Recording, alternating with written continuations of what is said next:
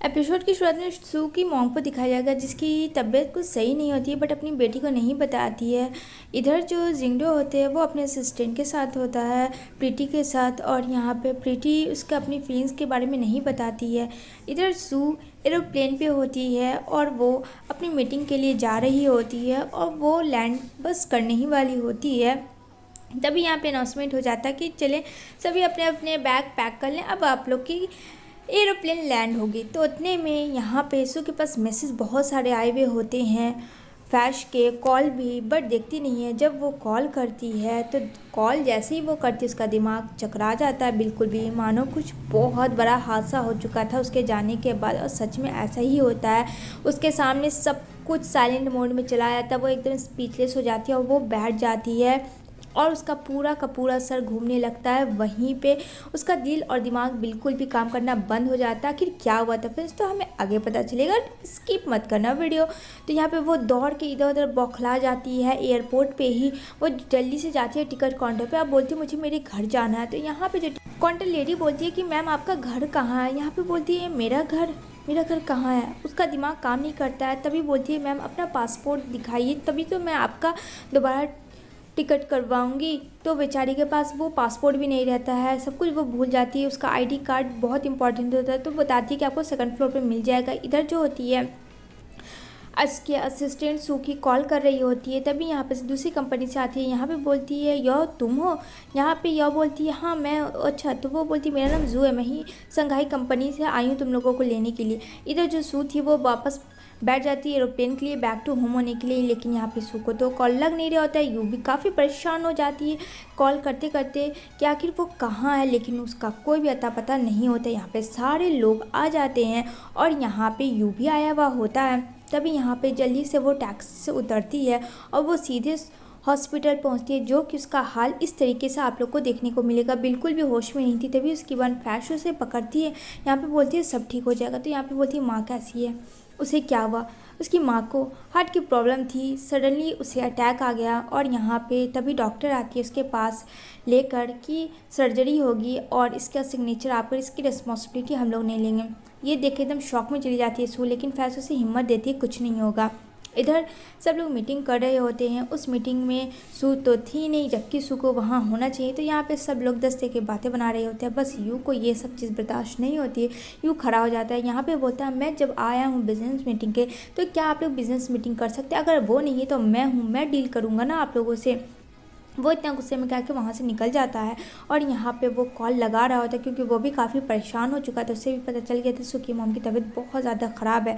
तो बोलती है हाँ सब ठीक है। तभी वो फिर से आता है, कहता मुझे भी जाना होगा। तो कहता है यहाँ पे तुम नहीं जा सकते हो। यहाँ पे बोलता मैं क्यों नहीं जा सकता हूँ। यहाँ पे अगला कंपनी का मैनेजर बोलता है अगर तुम जाओगे तो इसकी रिस्पॉन्सिबिलिटी सिर्फ तुम्हारा होगा। यहाँ पे इतने सारे लोग आए हैं। तो यहाँ पे कहता है फैमिली इंपॉर्टेंट है, ना कि तुम्हारा हैंडल करना हुआ मीटिंग इंपॉर्टेंट है। क्या तुम्हारे पास माँ बहन नहीं जो कभी तुम्हारी जिसको ज़रूरत हो। इधर बेचारी सू काफ़ी परेशान रहती है, उसकी माँ को होश नहीं आता है। यहाँ पे जो होती है किंग, वो भी काफ़ी वरीड हो जाती है यू के लिए, क्योंकि यू का बिल्कुल भी दिल नहीं लग रहा होता है। यहाँ पे सू भी बेचारी लाचार मजबूर होती है और यहाँ पे मीटिंग होता है। तभी मीटिंग में सब कुछ अच्छा होता है। तो यहाँ पे किंग बोलती है कि तुम इस तरीके से कहाँ जा रहे हो ये सबको छोड़ के। यहाँ पे बोलता है मुझे एक ज़रूरी काम है, प्लीज़ तुम हैंडल करो, ये सब अर्जेंट है, मुझे जाना ज़रूरी होगा। इधर जो थी सू कुछ सोच समझ के अपना रिज़ाइन लेटर लेके आ रही होती है। तभी यहाँ पे रास्ते में यू मिल जाता है। यू बोलता है मैं तुम्हारे लिए 3 दिन की छुट्टी लाया हूँ, तुम आराम कर लो, रेस्ट कर लो, फिर तुम ज्वाइन करना। यहाँ पे बोलती है नहीं, मुझे अब प्रॉपर वे अपनी माँ को देना होगा, तो मैं अब घर जाना चाहती हूँ, मुझे अब काम नहीं करना। यहाँ पे बोलता है लेकिन तुम्हारा जो ड्रीम था वो सबका क्या हुआ। सो कुछ सोचो अपनी करियर के बारे में। तो कहती है मेरे लिए मेरे जॉब से इम्पॉर्टेंट मेरी माँ है, आई एम सो सॉरी। इतना कह के वो उसे सब रिश्ते नाते ख़त्म करके चली जाती है। यहाँ पे बहुत परेशान होती है सो। अब वो उस ब्रेसलेट को सोच रही होती है जो कि एक दिन पहले इसके बर्थडे गिफ्ट में 2 पेयर वाला मिला था। और इधर यू भी काफ़ी परेशान हो जाता है कि वो इस तरीके से ऐसे कैसे छोड़ के उसे जा सकती है। यहाँ पे फैश उससे पूछती है क्या बात है, वो उसे बताती है। यहाँ पे बोलती है कि मैं क्या करूँ, मेरे लिए मेरी माँ इम्पॉर्टेंट है, मेरे लिए कुछ भी उसके सामने इम्पॉर्टेंट नहीं है। वो अपनी मॉम को देखती है, कहती है मेरे ना होने से मेरी मॉम की ये हालत हुई, अगर मैं रहती तो ऐसा कुछ नहीं होता। इधर यू काफ़ी तबीयत इसकी बिगड़ रही होती है, दिन पे दिन ख़राब हो रही होती है। यहाँ पे आता है गोंग और उसके लिए कुछ खाना लाता है, कहता कुछ खा लो। इधर गोंग के बीच में और फैश के बीच में लड़ाई हो जाता है। यहाँ पे बोलता है गोंग, आखिर तुम्हारी प्रॉब्लम क्या है? तुम मुझे क्यों रिस्पॉन्सिबिलिटी ले रही हो? मैंने क्या किया? हाँ, सब गलती मेरी है, तुम्हारी कुछ नहीं है। और इधर वो अकेले ही यूँ खाना बना रहा होता है, सोच सोच के सू के बारे में, और अकेले ही खा रहा होता। अब उसे भी किसी से कोई मतलब नहीं था, लेकिन यहाँ कुछ और ही होने को था। तभी किंग आती और जल्दी से यू को डॉक्टर के वहाँ लेके जाती है, जल्दी से गोंग को बुलाती है। उसकी तबीयत बहुत ख़राब होती है। गोंग काफ़ी गुस्से में आ जाता है और डायरेक्ट सू के पास जाके उससे अनाप शनाप बोलता है कि जब तुम्हारे उसकी ज़रूरत है तो तुम एट ए टाइम उससे छोड़कर तुम चली गई हो, क्या समझते हो खुद को? इधर बेचारी सू काफ़ी रोती है छुपकर हॉस्पिटल में ही, उसे कुछ समझ नहीं आ रहा था क्या करे वो। तभी इतने में यहाँ किंग आती है। यहाँ पे बोलती है कि तुम्हारा आना कैसे हुआ? यहाँ पे बोलती है कि मैं लाख कोशिश कर लूँ यू के करीब जाने के लिए, जो कि पॉसिबल नहीं है, प्लीज़ उसे संभाल दो। इधर आती है वो खाना लेकर किंग, और यहाँ पे वो काम कर रहा होता है और हॉस्पिटलाइज हो चुका होता है यू, लेकिन किसी से भी वो अपने दिल की बात नहीं बता पा रहा था। इधर उसकी माँ धीरे धीरे ठीक हो रही होती है सू की, और यहाँ पे उसके साथ जिंडियो होता है। तभी वहाँ पे प्रीति आती है उसके लिए फ्लावर लेके कि अब सब कुछ ठीक है, चलो साथ में खाना खाते हैं, हम लोग अच्छा टाइम स्पेंड करते हैं।